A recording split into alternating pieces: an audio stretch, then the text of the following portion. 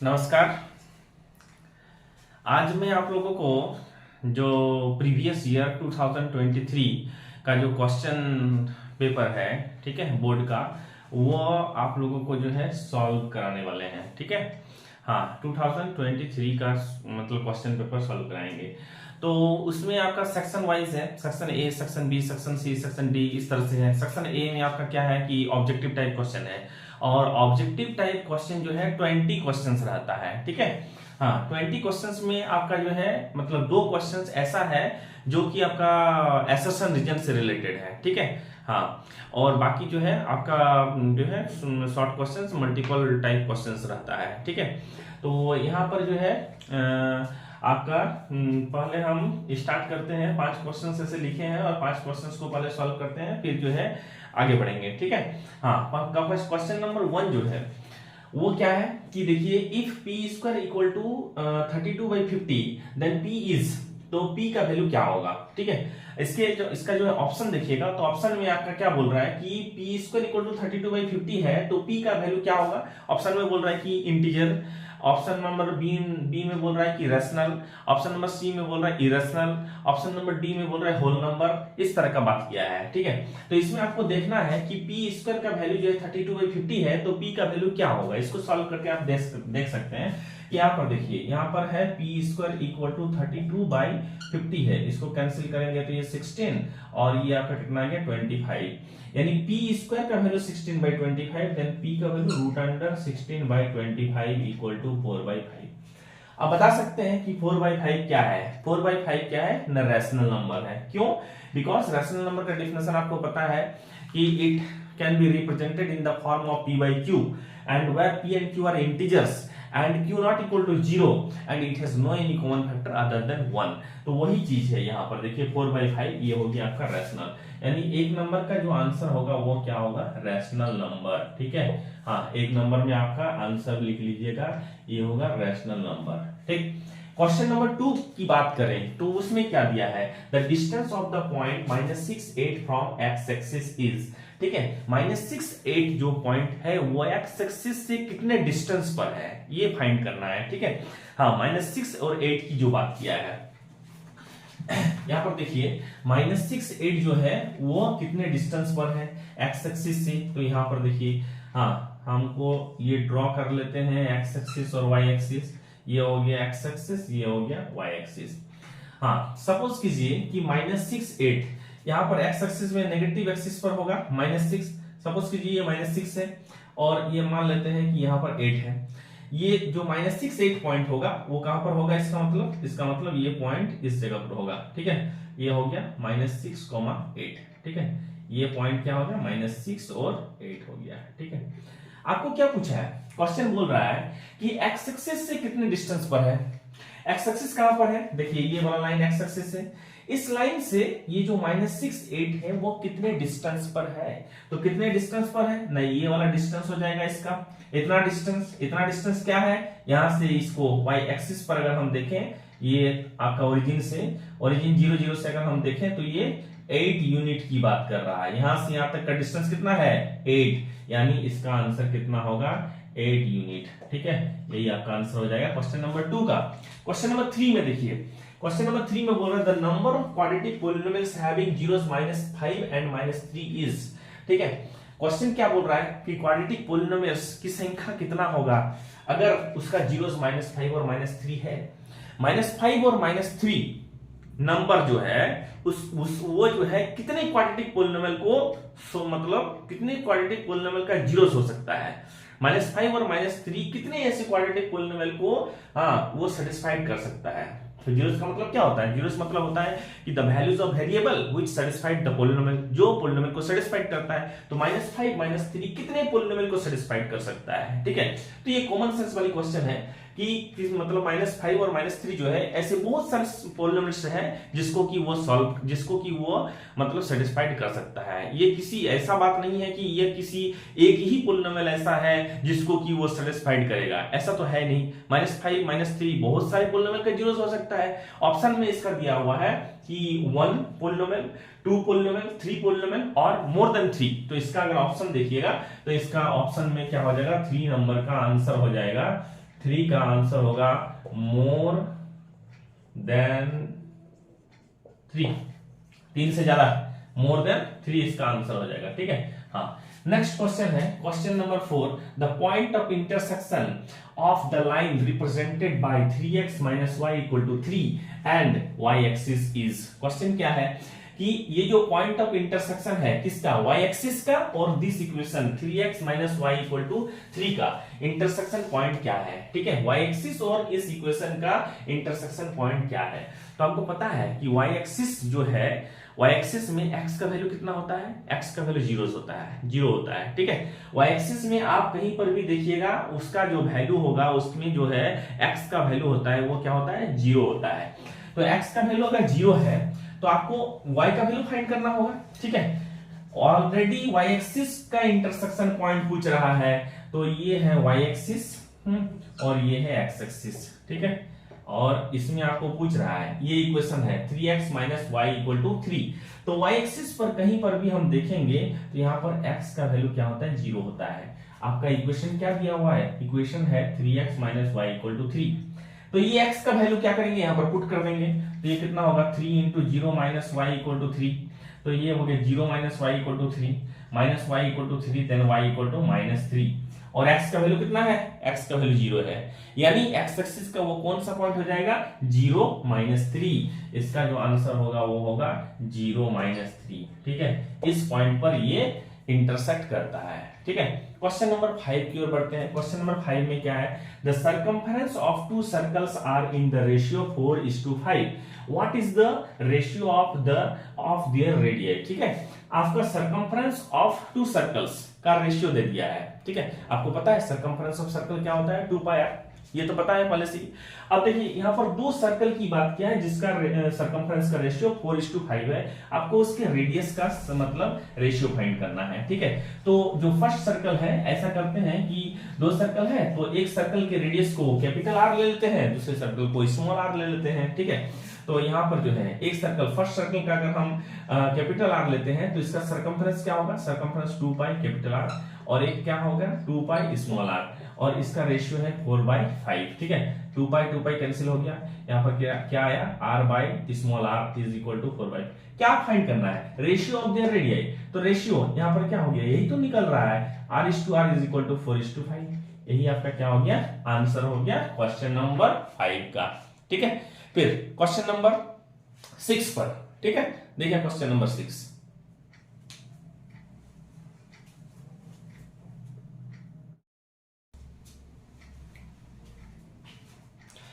हाँ next question है question number 6। Question number 6 में देखिए क्या दिया हुआ है कि if alpha and beta are the zeros, alpha and beta are the zeros of the polynomial x² minus 1, then the value of alpha plus beta is. ये polynomial का question है। ठीक है, और इस तरह का क्वेश्चन इंपॉर्टेंट भी है।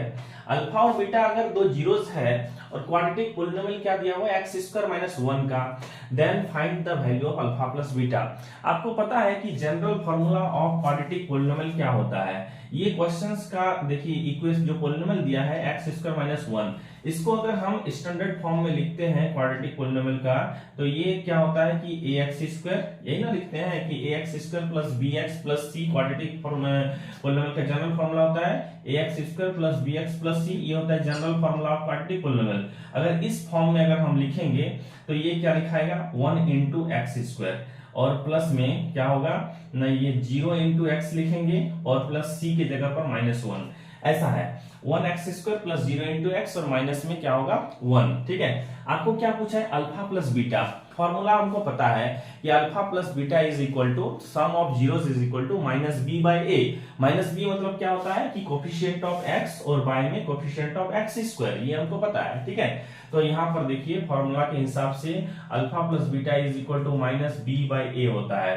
तो -b की जगह पर क्या है 0 है, और बाय a की जगह पर क्या है, देखिए a की जगह पर 1 है, यानी 0/1 इज इक्वल टू क्या हो गया 0, यानी इसका जो आंसर होगा ये क्या हो जाएगा 6 नंबर में 0 आंसर होगा। ठीक है, हाँ ठीक।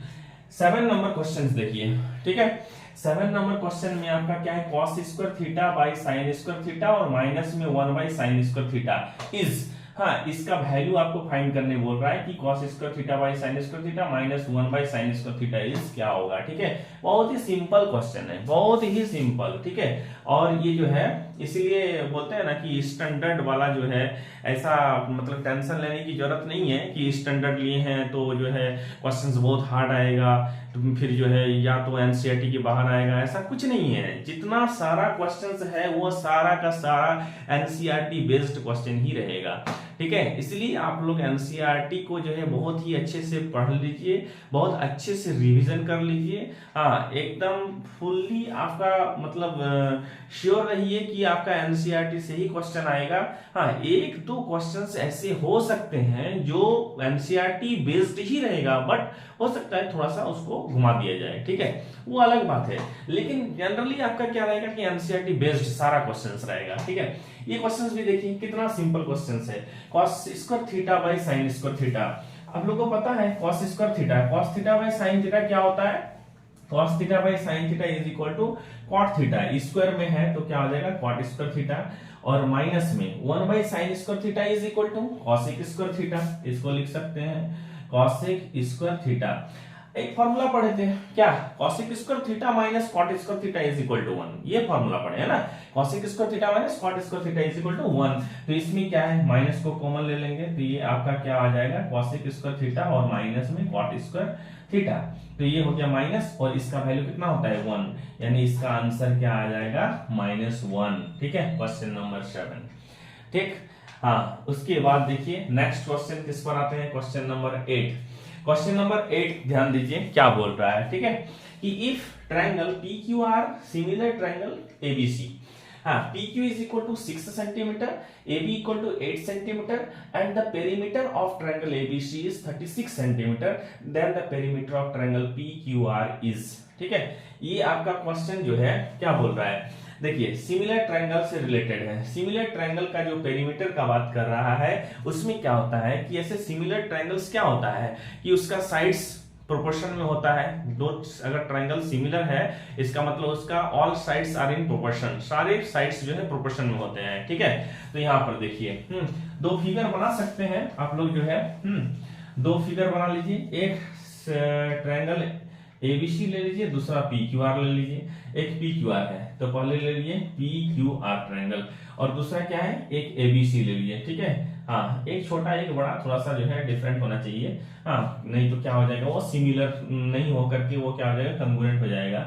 हाँ, तो ऐसे भी congruent triangles are also similar. ठीक है, कंग्रुएंट ट्रायंगल भी क्या है, सिमिलर है, but every similar triangles are not congruent.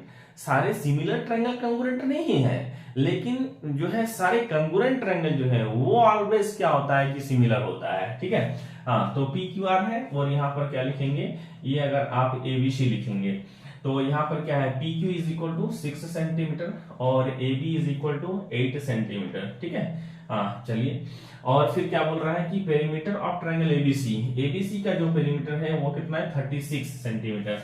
आपको क्या फाइंड करना है, पेरीमीटर ऑफ ट्रायंगल PQR, इस PQR ट्रायंगल का पेरीमीटर फाइंड करना है। ठीक है, तो याद रखिएगा इसका फॉर्मूला क्या होता है कि सिमिलर ट्रायंगल है तो इसका all sides are in proportion, all sides मतलब इसका PQ और बाय में क्या लिखेंगे बाय AB। ठीक है, इज इक्वल टू QR और बाय में क्या लिखेंगे बाय BC, और इसका PR और बाय में क्या लिखेंगे AC।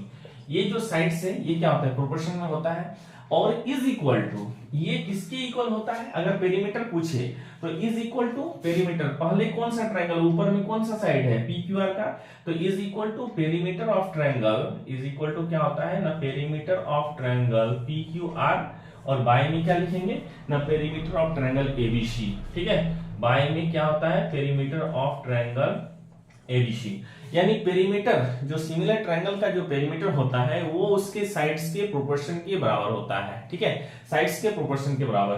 तो यहाँ पर देखिए दो साइड्स भी गिवन है आपका, PQ 6 है तो यहाँ पर 6 लिखे, और AB का वैल्यू 8 है तो 8 लिखे।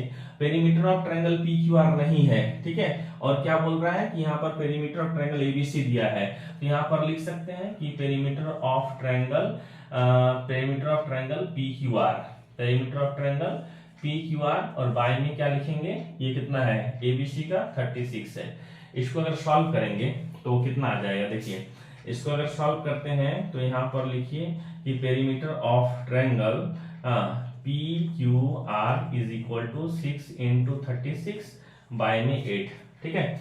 हाँ, इसको अगर कैंसिल करें तो ये 4 हो जाएगा और ये कितना हो जाएगा 3 हो जाएगा। 4 से कैंसिल करेंगे तो ये 9 हो जाएगा, 9 3 या 27, यानी इसका जो आंसर होगा वो कितना होगा 27, ठीक है।